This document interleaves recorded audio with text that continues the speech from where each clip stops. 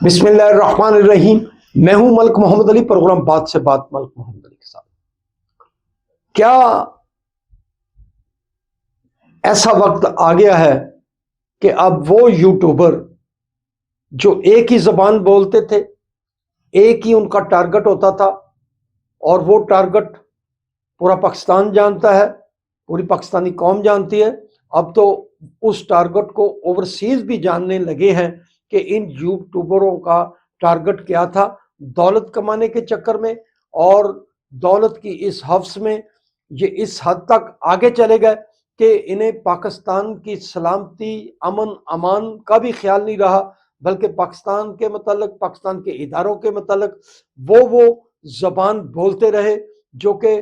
یقین کرے انتہائی ناقابل بیان ہوتی تھی اور اب بھی ہے۔ اب یہ یوٹیوبر اس دولت کمانے کے چکر میں آپس میں لڑ رہے ہیں، اور ہم بات کریں گے عمران ریاض کی اور عادل راجہ کی، جو اب اس حد تک آگے چلے گئے ہیں کہ انہوں نے اس میدان میں، اس آپس کی بیان بازی میں جو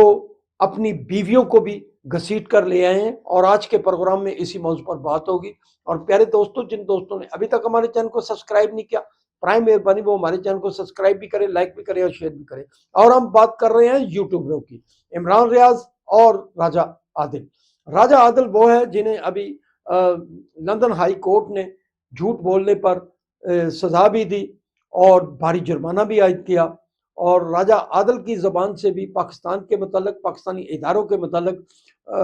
طوفان بدتمیزی بولا جاتا رہا تھا۔ ایسی زبان بولتے تھے جس سے پاکستان کو براہ راست نقصان پہنچتا تھا، پاکستان کی اکائی کو نقصان پہنچتا تھا۔ اور اسی طرح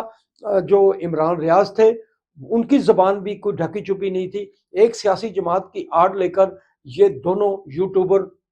اپنے آپ کو بڑھا چڑھا کر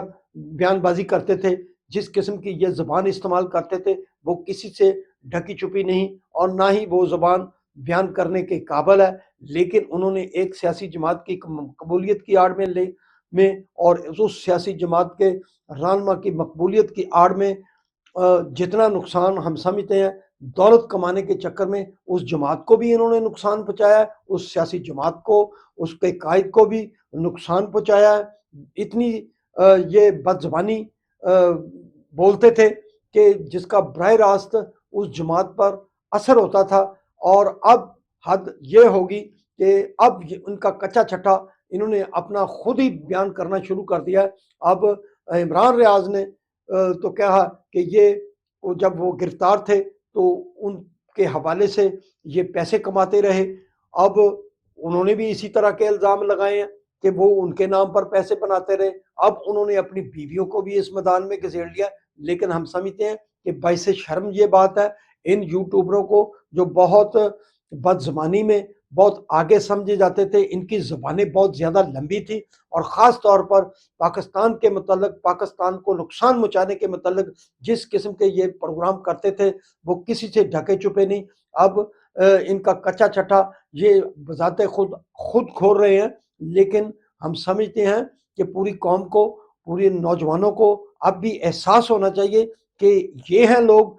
جن کے یہ فالورز بن کر ان کی باتوں پر عمل کرتے تھے، ان کی باتوں کو سچا سمجھنے لگتے تھے، لیکن حقیقت یہ ہے کہ ان کی باتیں ڈالروں کے چکر میں تھی، ان کی بد زبانی کسی اور چکر میں تھی، اور یہ پاکستان کے خلاف بات کر کے پاکستان کے نوجوانوں کو جس طرح بھڑکانے اور ابھارنے کی کوشش کرتے تھے، اب نوجوانوں کو یہ سمجھنا چاہیے، عقل اور شعور، نوجوان بہت باشعور طبقہ ہے، بہت سمجھدار طبقہ ہے، اور پاکستان کے 65% نوجوانوں کو اس بات کو سمجھنا چاہیے کہ یہ یوٹیوبر جو